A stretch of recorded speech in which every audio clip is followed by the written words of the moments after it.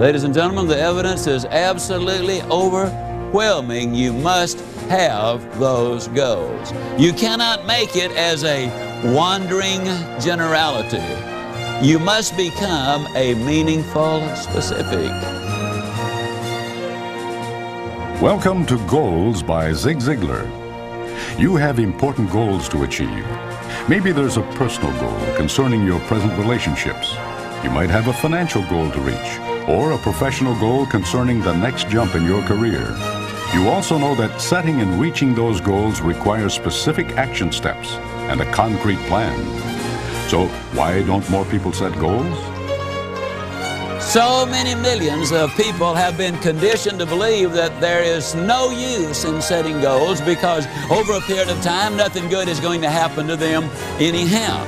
They've been told a lot of times that you cannot do things, don't expect it. The input basically has been negative. You're about to receive plenty of positive input. Real-world success stories that show conclusively goals do work. But we won't stop there. You'll hear step-by-step instructions that will show you exactly how to set and get whatever goal you desire. Somebody once said that failure is the line of least resistance. Success occurs when opportunity meets preparation. I believe that is true. Get prepared to start receiving the rewards, the dreams, and the desires you've always wanted. Goals do work. And with Zig Ziglar as your teacher, you can't help but achieve every goal you set.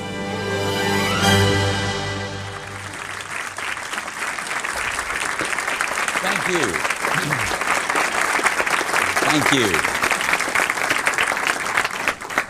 About 8 or 9 years ago, there was a new cafeteria that opened here in Dallas. And I like to eat in cafeterias because I can choose exactly what I want and I can see what I'm about to eat. So I was excited about this one because it was a new chain of cafeterias and give us a new source of eating. Well, the redhead and I rode past it. Now, my wife, incidentally, I refer to her as the redhead. She's a decided redhead, meaning simply that one day she just decided she is going to be a redhead. And when I talk about her, I call her the redhead. When I'm talking to her, Sugar Baby. And her name is Jean. Well, the redhead and I were riding down, and every time we would pass the cafeteria, the line was sticking out the door. Finally, the beautiful day came, no line out the door, we go walking in. When we walked in, we could understand why the line was not out the door because they had snaked it all over the place. We were already parked, so we decided to stay. She and I visited as we walked down the line, had about 30 people in it. We got to the end of that line and turned around, and there was another line of about 30 people. So we were walking and talking as we walked down, turned around, there's another line of about 30 people. But this time I could see what was going to be available. I could see between the people being served. And I made mental notes as I walked down the line, said, I believe I'll have me some of that. Yeah, and that looks good. Boy, I want me some of that. Boy, and I like the looks of that. I'll take me some of that. Now, it's important that you make these decisions because I don't care how prodigious your appetite is. You cannot eat some of everything on a big cafeteria line. So I had to make those choices. Finally, I got my tray and my silver, and I came down the line, and my choice has already been made, so I wasted no time. I said, I'll take me some of that, and give me some of that, and I want some of that, and I'll have some of that. Got to the end of the line, I reached in my pocket and pulled out my money. The lady held up her hand, and she said, no, you don't pay for it until you get ready to go. I said, you mean to tell me you're going to let me eat all of this food and not have to pay for it until I get ready to go? She said, yeah, that's just the way we do it. Well, I can't tell you the number of times I've thought about that because, you see, in one sense of the word, that is exactly like life, the cafeteria line is. In life, we have an incredible assortment of choices of the places we can live, the things we can do, the foods we can eat, the occupations we can follow. An incredible number of choices. That's the way the cafeteria line is. Life is just like that. But on the other end of the scale, life is 180 degrees apart from the cafeteria line. In the cafeteria, you eat and then you pay. But in the game of life, you pay and then you eat. You go to school, you study your lessons, you pass the grade. They move you up to the next grade until you graduate from high school.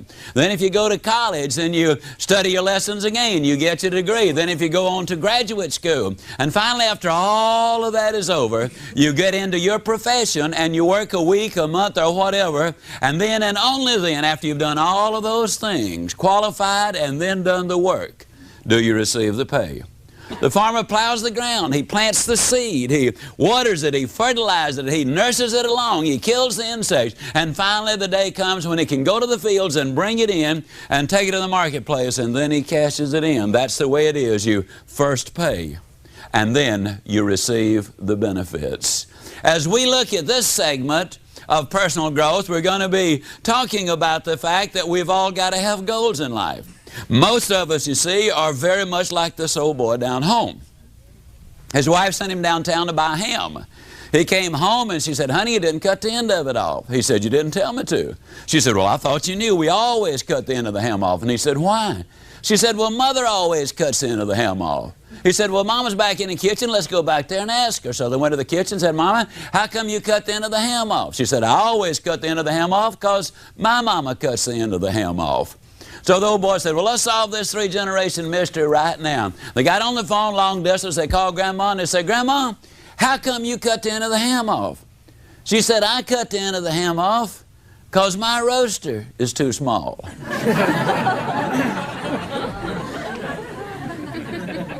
Now, Grandma had a reason for cutting the end of the ham off.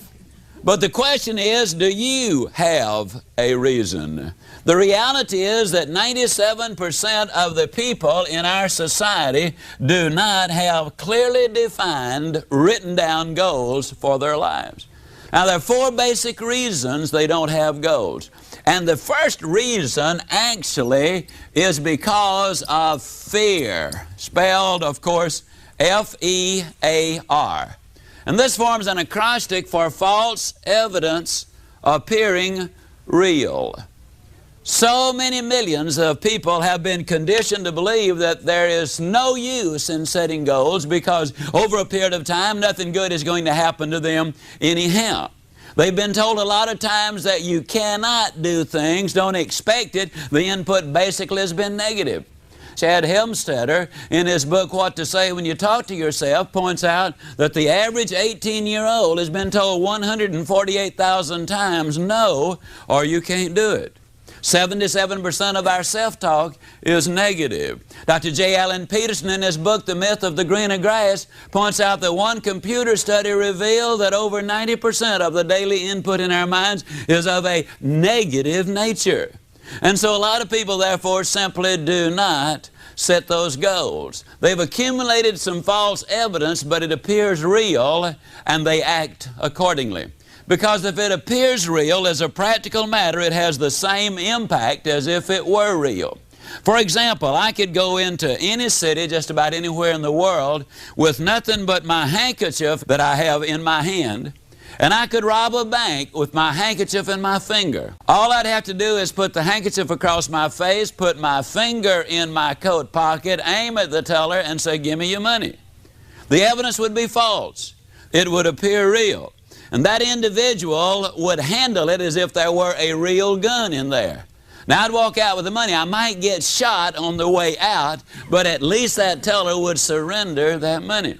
You might have seen this. A young Cuban hijacked a plane to Cuba using nothing but a bar of soap. He put the bar of soap in a box. He said to the captain of the aircraft, "This is a bomb. Let's go to Cuba." They went to Cuba. The evidence was false. It appeared real. The thing about life, the thing about nature is this. Oliver Wendell Holmes years ago said, "The great tragedy in America today is not the waste of our natural resources, though that is a great tragedy." He said the real tragedy is the waste of our human resources. And the average individual will go to their grave with their music still in them. You see, man and nature are 180 degrees apart. We use up nature's natural resources by using them up. We use up man's natural resources by not using them at all. Fear keeps a lot of people from setting goals. The second thing that keeps a lot of people from setting goals is because they have such a poor self-image. They cannot imagine in their wildest imagination them becoming college graduates, getting the superb job, living in the nice home, winning the ideal mate. They cannot imagine themselves being financially successful or secure. Their image simply will not let them get there. Now understand again that we perform in accordance with the image or the picture we have planted in our own mind. Positive thinking will not work for the individual who is negative on himself. You got to have that positive image, that good self-image of yourself. One of the most amazing stories, which I believe really epitomizes what I want to say about this, is the story of Tom Hartman. On January the 28th, 1979, Tom Hartman attended a seminar up in Oklahoma City, Oklahoma. It was an all-day seminar. Later, I got a letter from him. Since then, he and I have become friends. We've corresponded a number of times, visited a number of times. And the gist of the story is this. He attended that seminar that day because his brother had an extra ticket. That was Tom's day off. There were about 1,500 or 1,600 other people there. Tom sat in the very center of the audience. In his first letter to me, he said, you know, Zig, as I sat there, I hadn't been there 3 minutes before I realized I was in the wrong place. You were in front of this audience saying some wild things, like you can go where you want to go, you can do what you want to do, you can be like you want to be. And I thought to myself, oh, brother, is that a bunch of baloney? I'd heard guys like you before. And to be honest, he said, it made me a little uncomfortable, and I looked around for a way for me to easily get out of there in case it got any worse, which is exactly what it did. It wasn't 3 more minutes when you actually had the gall to look at that audience, to all of us, and say, God loves you, and He wants the best for you. And I knew that was a bunch of baloney, and I really looked around for a way to get out, but there I was, stuck right in the middle. 1,500 or 1,600 people, and there was no way I could get up without creating a disturbance. So he said, I looked at my watch, and I just decided I would get out of there at the first break, and that would be the end of that. A few minutes later, you even made some reference to the fact that we were going to be dead longer than we were going to be alive, and therefore we needed to be setting those really long-range goals. Was it long when you had the audacity to say to us that man was designed for accomplishment? He's engineered for success. He's endowed with the seeds of greatness. Now when you said that, Zig, he said, I looked down and I thought to myself, well, it's at least partially right, because I was looking at a 63 1/2 inch waistline and 407 pounds of bulk. He said, I was coming off a devastating divorce. I had a job only because my employer was my friend, not because I was actually earning the money. Hadn't been to church in many years. I was so broke that every Friday night I was writing a hot check so I could get something to eat, and I would pick it up on Monday morning. This, as I said, was about 10 years ago. And he said, there you were saying all of those things. And I don't really know, Zig, what it was that you said. But somehow or other, something rang a bell in my mind. And I don't know whether it was because of the repetition or because somebody behind me said, that's right, or reinforced you in some way. But I reached over and I got my pen and I started to take notes on my yellow pad. He said, Zig, I took notes all day long. When I got through for the first time in my adult lifetime, I saw just a glimmer of hope. I so desperately wanted to get your set of tapes on motivation, but I did not have a dime to my name. And my brother, bless his heart, he loaned me the money. I went home that day and I listened to those tapes. That evening, 7 hours. I'd listen to you live 7 hours, now I listen to you 7 hours on tape. The next morning, I came in and the first thing I did was tell my boss that he no longer just had a friend on the payroll, that he now had an employee. And old Tom kind of grins and he said, I even told him I was going to start carrying my own weight. Now he said, Zig, you know, at 407 pounds, that represented a pretty substantial statement. He went over to Oklahoma City University that afternoon and enrolled in a couple of courses in psychology. He was already taking a couple of courses in history, and he decided to switch over so he could learn something about himself and something about his fellow man. The next day he went down to the Nautilus Health Studio. He decided to do something about his miserable physical condition.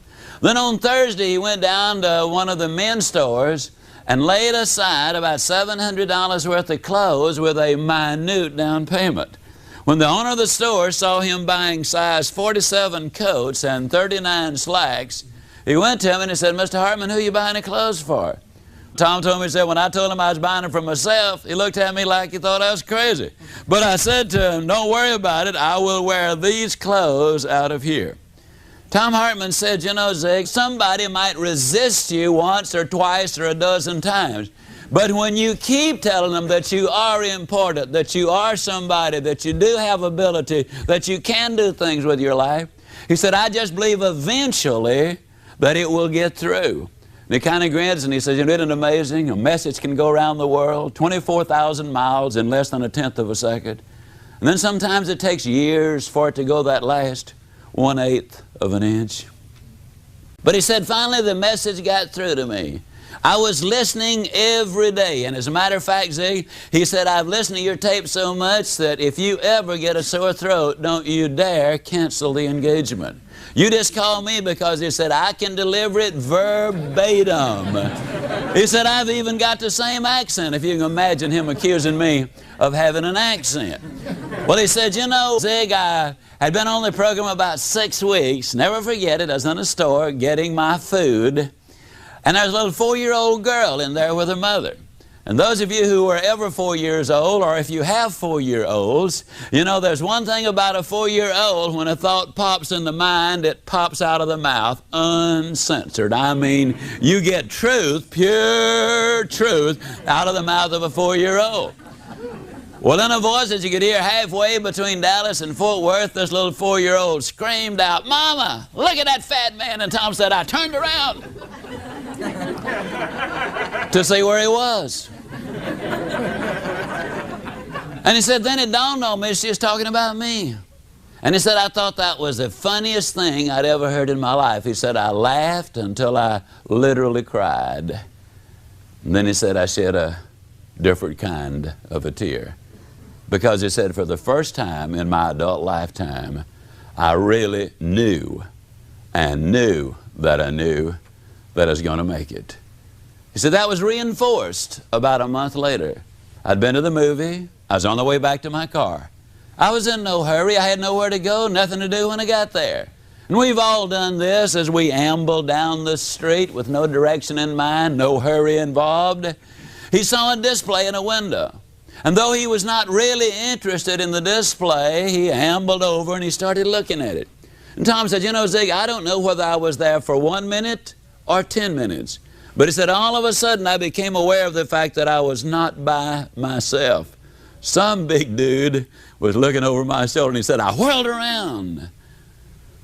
And of course there was no one there, because Tom Hartman had been looking at his own image, which he no longer recognized. Good friend of mine before his tragic death, John Kozak from Dunedin, Florida, brilliant young psychiatrist, said that at that specific moment, Tom Hartman was no longer obese. Though he still weighed over 360 pounds, he was no longer obese, because he no longer saw himself as an obese person.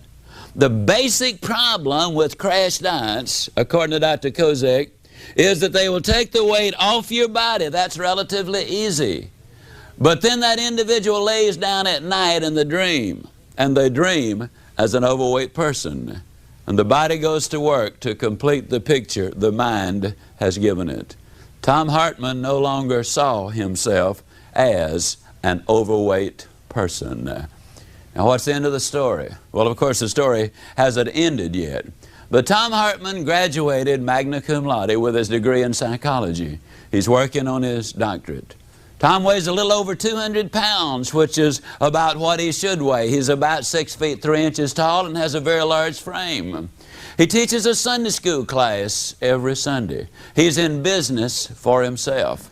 And I give you the story in such great detail because I believe that when you analyze it, here was a man who was physically bankrupt, spiritually bankrupt, he was socially bankrupt. From a family perspective, he was bankrupt. He was bankrupt in every important area of life. And yet, because he became involved in the development of a good self-image, he got involved in setting those goals, and the results were absolutely spectacular. You got to have goals. The third reason that 97% of the people don't have goals is basically they have never really been sold. Now that's my prime function in this particular segment, is to sell you on having your goals, and that is exactly what I'm going to do. By the time this recording is over, you will in fact be sold on the absolute necessity of having goals. I am so confident that you're going to be sold that I'm going to tell you that before you go to bed tonight, you will have started taking the important steps to setting your own goals. I'll even go further than that. If you don't write some of your goals down this very evening, you might as well not go to bed as far as sleep is concerned, because you are not going to be able to go to sleep. Let me say that again. If you don't write them down, you're not even going to be able to go to sleep. You absolutely must have goals. Now, I want to stress, goals work for individuals, they work for families, they work for companies, and they work for nations as well. The basic problem that we face is this. Most people, when they're busy working on the job, they get to thinking, you know, I really ought to be spending more time with my family. And then when they're spending time with their family, get to think, you know, I really ought to be out there working for my family. And when they're out there working with their family or for their family, the mind is back home. And when they're back home, their mind is back out there in the field. Then they tell everybody, well, I don't ever have time for anything. No wonder you're always traveling. You see, the truth is, most people, when they're at work, their mind is at play. When they're at play, their mind is at work. So they're neither working nor playing wherever they are. That is wasting time, any way you look at it. Now, one of the beautiful things about having goals and directions is the fact that you will be able to work when you work and play when you play. I will not suggest that you work harder. As a matter of fact, by the time we get through, you will probably end up working less. But when you're on the job, you will be on the job. You will be working infinitely more effectively when you work in this manner. And you will have that balance of life. We say it so many times in so many different ways. There's a difference between standard of living and quality of life. And we're going to be looking at quality of life because that's the significant thing. 1953, Yale University did a study of their graduating seniors. They discovered that of those seniors, only 3% of them had taken all of the steps necessary to set their goals. That is, they had identified exactly what they wanted and written it down. They had spelled out why they wanted to reach these goals. They had listed the obstacles they had to overcome in order to get there. They had identified the people, the groups, and the organizations they needed to work with in order to get there. They had identified what they needed to know to reach that goal. They had developed a plan of action to reach that goal. And finally, they were able to put the date on it as to when they expected to get there. Only 3% of the graduating seniors had taken all of those steps.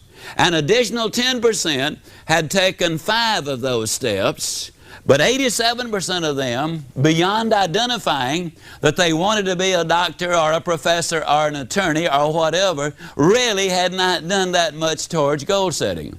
Now, please understand, everybody has goals. One of your goals, for example, if you're in your car listening to this recording, one of your goals was to listen to this recording. Everybody has goals.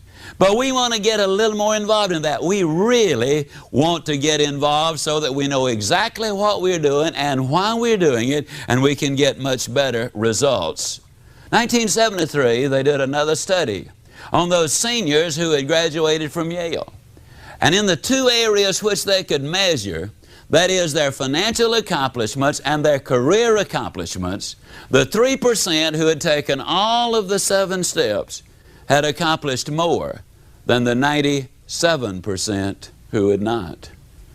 Ladies and gentlemen, the evidence is absolutely overwhelming. You must have those goals. You cannot make it as a wandering generality.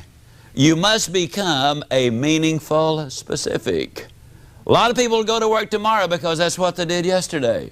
And if that's the reason you're going to go tomorrow, you won't be as good as you were yesterday because now you're 2 days older and you're no closer to the goal, which you do not have.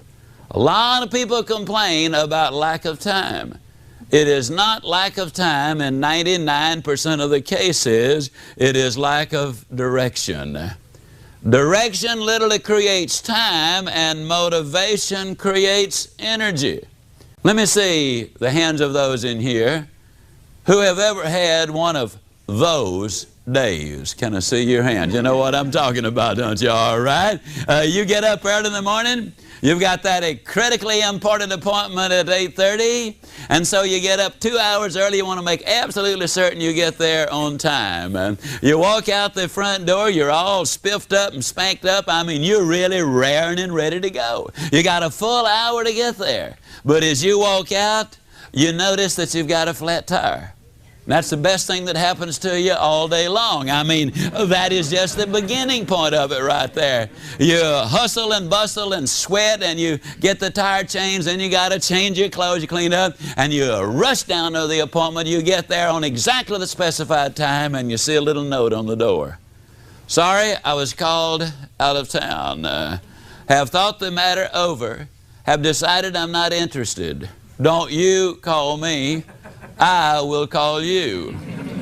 You go down to the office and you're greeted with a ringing telephone as you walk in. It is your administrative assistant and she cannot make it for that day.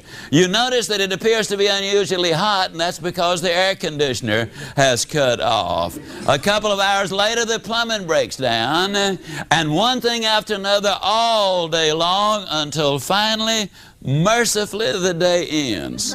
And you're not whipped, you are whooped. I mean, you have had it. You wearily get your coat, you struggle out to the car, and you drive home with scarcely enough energy to walk in the front door.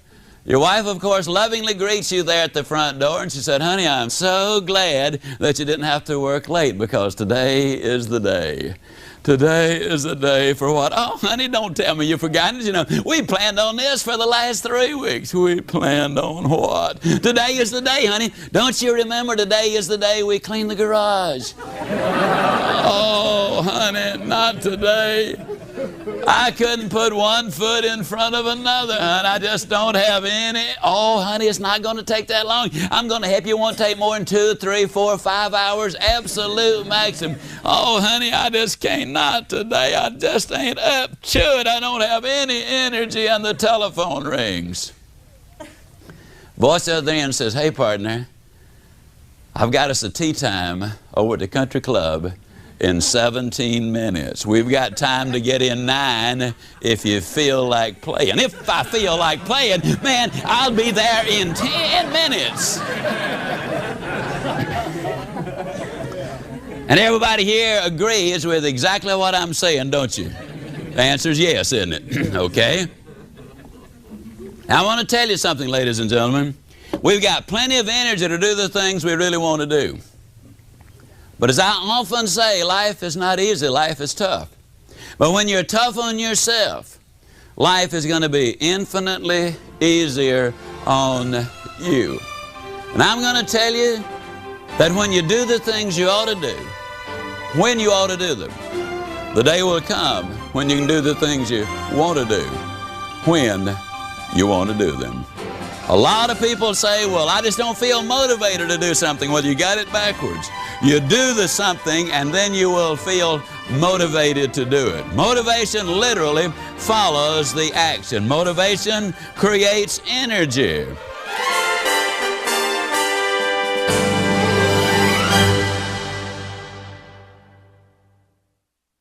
When you talk about goals, I love the story of Jean-Henri Fabre, the great French naturalist. He conducted a series of experiments with some processionary caterpillars, so named because they follow each other in a procession.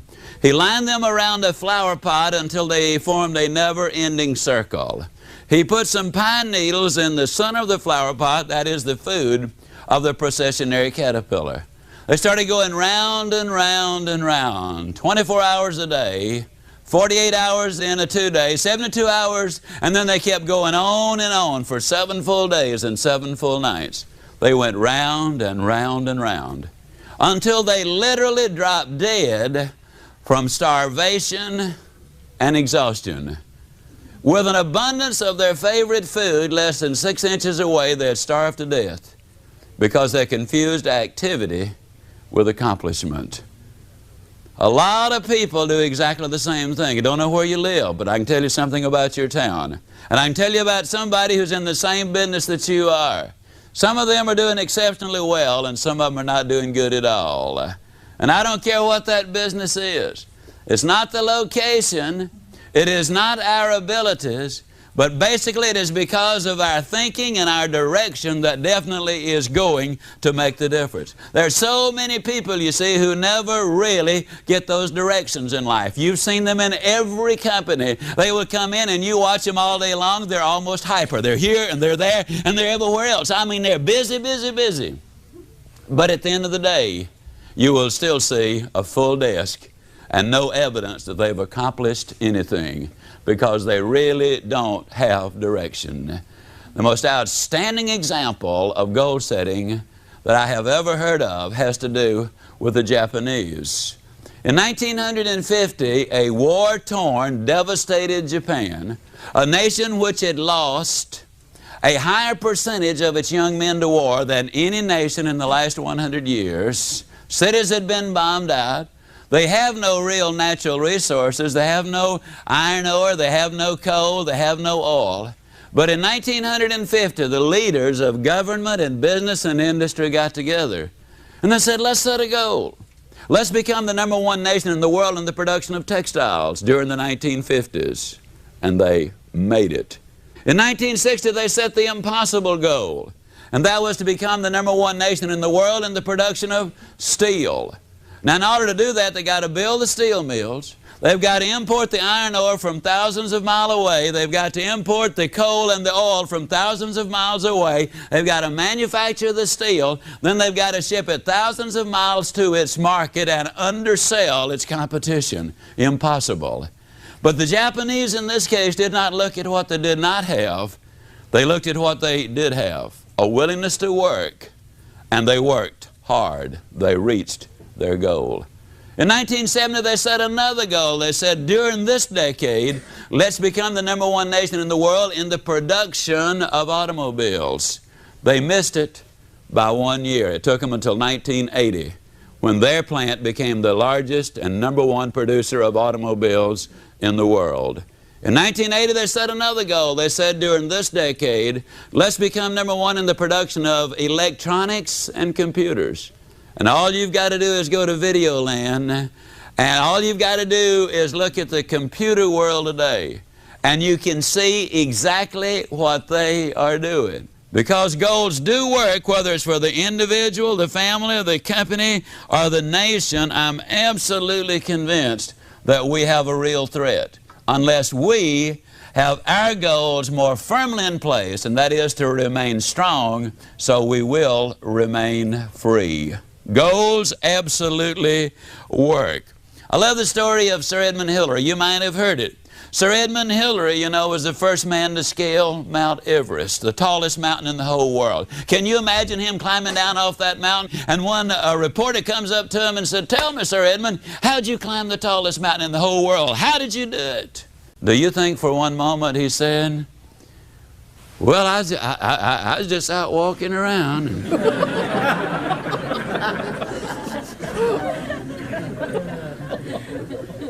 Can you imagine the chairman of the board, General Motors? Somebody comes to him and said, how'd you get to be the chairman of the board for General Motors? And he said, well, I just showed up for work, and they started promoting me, and here I am, the chairman of the board for General Motors. Can you imagine The coach of an NFL football team, Landry, for example, calling the Cowboys together one Saturday afternoon and saying, fellas, now, you know we're going to play them Washington Redskins tomorrow. That's a pretty tough bunch. We better think of something to do. You see, that's absurd. It's ridiculous. They will spend hours and hours and hours planning a football game. And yet we don't plan the most important events in our life. Too many Americans spend more time planning the wedding than they spend planning the marriage. Too many people spend more time planning on how to get the job than they spend on how to becoming productive and successful in that job. You gotta have goals. J.C. Penney expressed it this way: give me a stock clerk with a goal, and I'll give you someone who will make history. But he said, you give me someone without a goal, and I will give you a stock clerk. You gotta have goals, that's for sure. I don't know if the name Howard Hill rings a bell with you or not. Howard Hill was a good Alabama boy, and he was an archer. He entered 286 archery tournaments. He placed first 286 times. He killed a Cape buffalo, the toughest game animal alive to bring down. He killed it with a bow and arrow. He killed a Bengal tiger with a bow and arrow. He killed a lot of game animals with a bow and arrow. As a youngster, I have seen newsreels of Howard Hill from a distance of 50 feet, where he would literally split the bullseye dead center, and then he would take the next arrow and split that dead center. An incredible demonstration of skill. He killed an 18-foot shark under 15 feet of water. Or was it a 15-foot shark under 18 feet of water? I know it was a great big one in his way down there. I do know that. Howard Hill was an incredible marksman. Now, I have never shot the bow and arrow professionally, but I am an instructor par excellence. That means I'm good. That means I'm real good. As a matter of fact, I am so good as an instructor that I could take anyone in this live audience this evening, or anyone who will ever hear this recording, and if your eyesight is good and your health is good, I could spend 20 minutes with any one of you, and at the end of the 20 minutes, I would have you hitting the bullseye more consistently than Howard Hill could have hit it the best day he ever had. Provided, of course, we had first blindfolded Howard Hill. And turn him around a couple of times so he'd have no idea which direction he was facing. And you kind of snicker to yourself, especially those I imagine who are listening to this recording, as you say to yourself, well, Ziglar, that's true, of course, but it sure is a silly example. Why, how on earth could anybody possibly hit a target they couldn't even see? That's a pretty good question. Here's one even better. How can you hit a target you don't even have? Have you got your targets? Have you written them down? Have you spelled out the details of why you want to reach those goals in the first place? Have you identified the obstacles you have to overcome in order to get there? See, something stands between what you've got and what you want. If there was nothing between you and your goals, then you'd already be there. You got to find out what those obstacles are. Have you spelled out what you need to know to reach your goals? Have you identified the people, the groups, and the organizations you need to work with in order to get there? Have you devised a specific plan of action in order to get there? And finally, have you put the date on it? Now, the fourth reason that most people don't have goals basically is because they don't know how. Now, I'm going to give you some bad news and some good news, and as you know, you're going to get the bad news first. I mean, I'm not going to give you a choice. You get the bad news first. The bad news is this.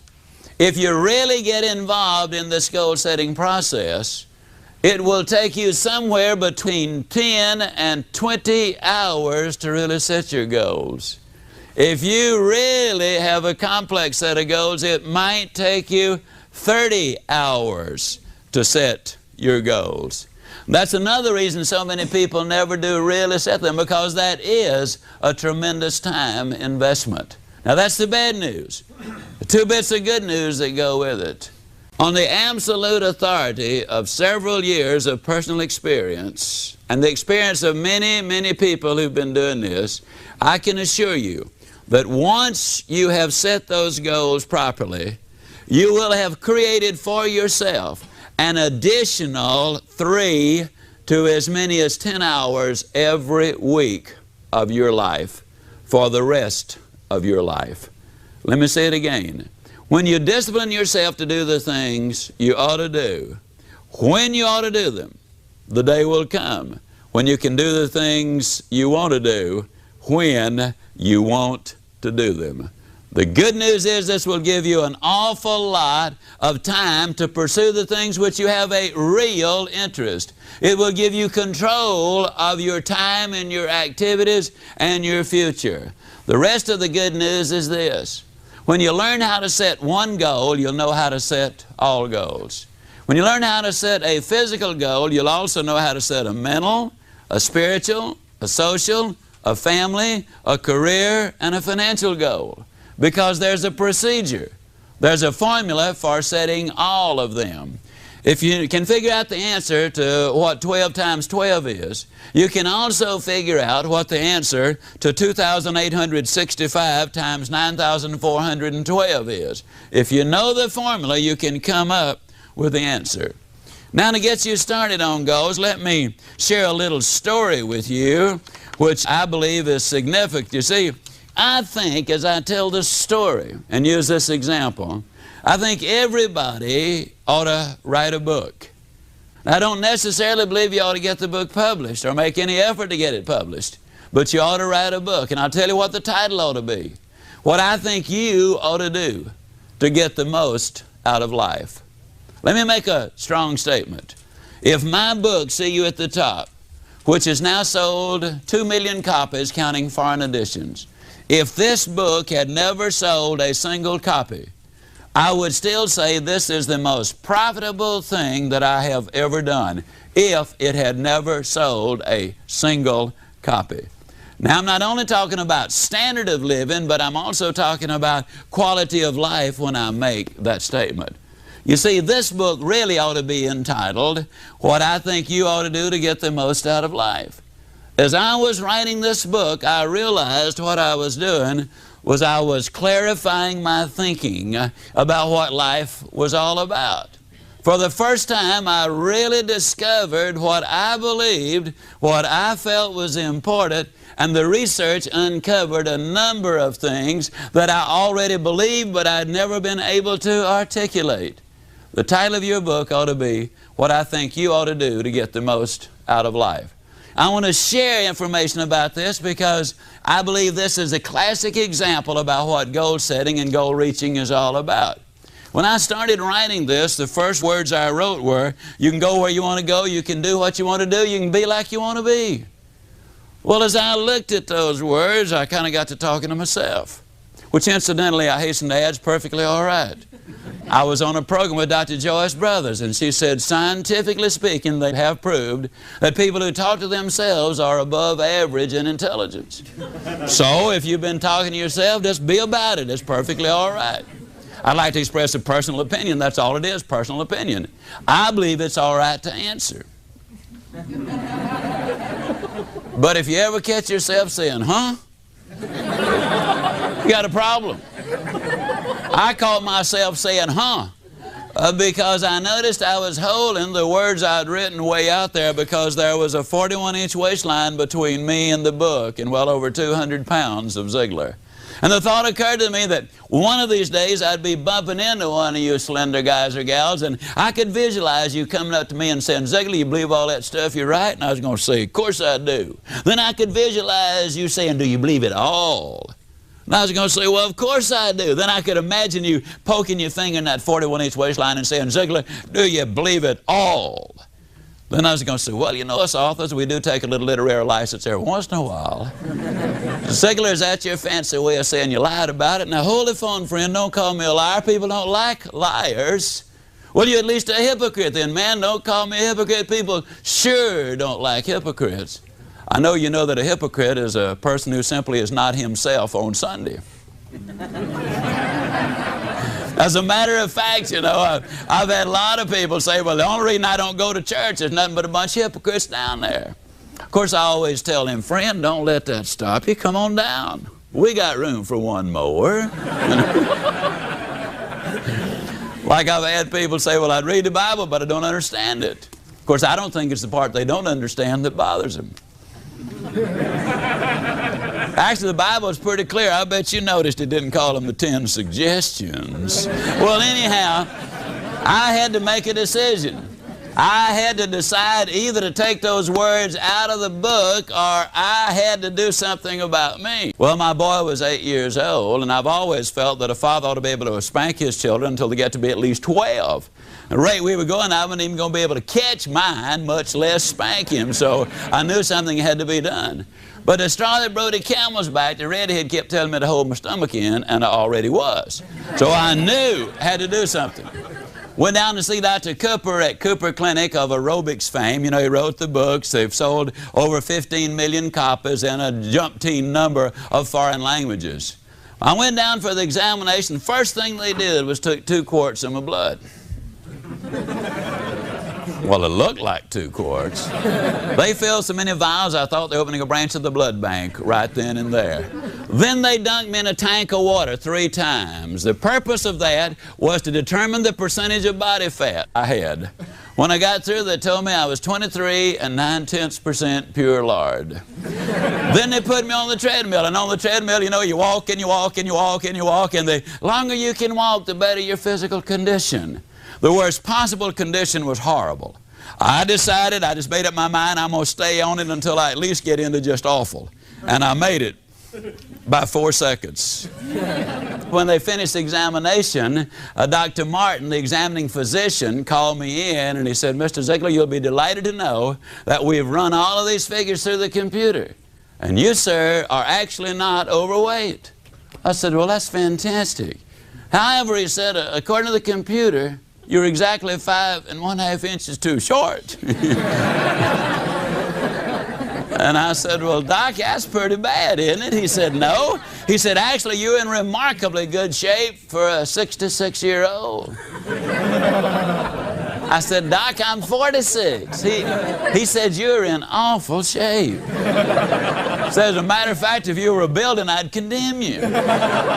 And I said, well, Doc, what can I do? And he whipped out a sheet of paper thicker than my book to start telling me what I could do. And I tell you, he told me lots more than I wanted to know.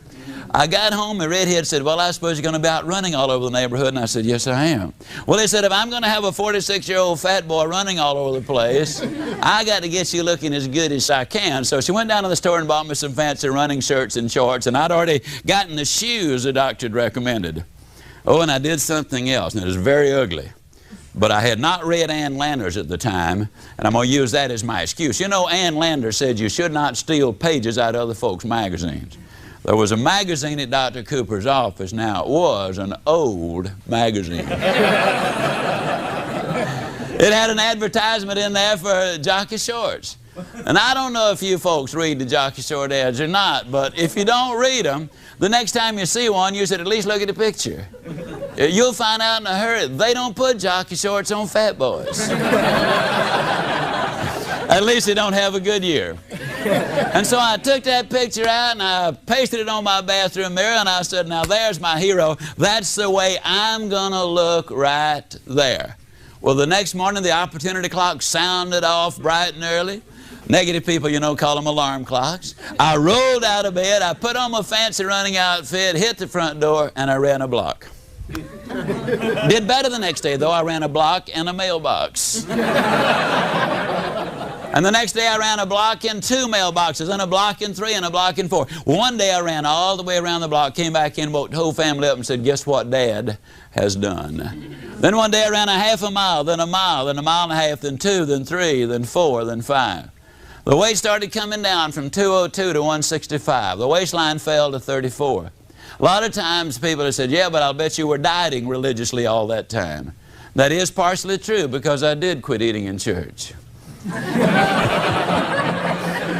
Tried a 30-day diet and lost a month. Incidentally, For those who want to lose weight, and I know it sounds like I'm trying to get everybody to go on a diet, that is not my purpose for this crowd this evening, though there are 5 of you who should. Now there are about 65 of you who wonder who the other 4 are, but anyhow, for those of you who want to know about weight loss, let me give you 4 fast little tips to lose weight. Number 1, and probably the most important, stay away from cottage cheese. Now, a lot of people don't realize this, but cottage cheese is the most fattening food in existence. Now, understand, I have no scientific evidence of this or proof, but the evidence is so compelling, I know I'm right. Because as I've traveled all over the world, I've noticed it is internationally true that don't nothing but fat folks eat the stuff.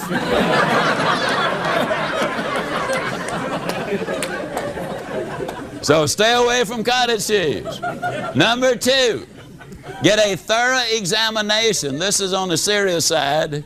Get a thorough examination from your skinny doctor. Now, if he's not slender, that means he doesn't believe in the importance of taking that care of his body, and he or she are not going to be very persuasive as far as their dealing with you is concerned. Get a thorough physical from a doctor who believes in what he's doing. The third thing is this: if the doctor starts to give you a prescription, do not walk out on the doctor, run out on the doctor. You didn't gain the weight taking pills, and you're not going to permanently lose the weight by taking the pills. Now, I'm going to make a claim which I could not prove in 10,000 years, but I honestly believe it's the truth. I believe that more people have lost more weight and kept it off as a result of listening to these recordings and reading See You at the Top than have ever lost on 99 9/10% of all of the diet books ever written. You see, diet really and weight is not really the problem. That simply is the manifestation of the problem. The fourth thing is, if you get a negative doctor, swap him off for a positive doctor. Now, what's a negative doctor? Basically, it's a doctor that always tells you what you can't eat. You can't have this, leave that alone, doesn't touch that. Man, stay away from this. What they're really saying is, now, if you like it, you can't have it. If you don't like it, eat all you want. That basically is what they boil down to. The thing I loved about Dr. Martin was the fact that he was so positive. I've never seen a more positive doctor. He is a slender young guy, runs in the Boston Marathon, does the good things. Dr. Martin said to me, Mr. Ziglar, you're going to be delighted to know that you can eat anything you want. He said, I have prepared a list of what you are going to want.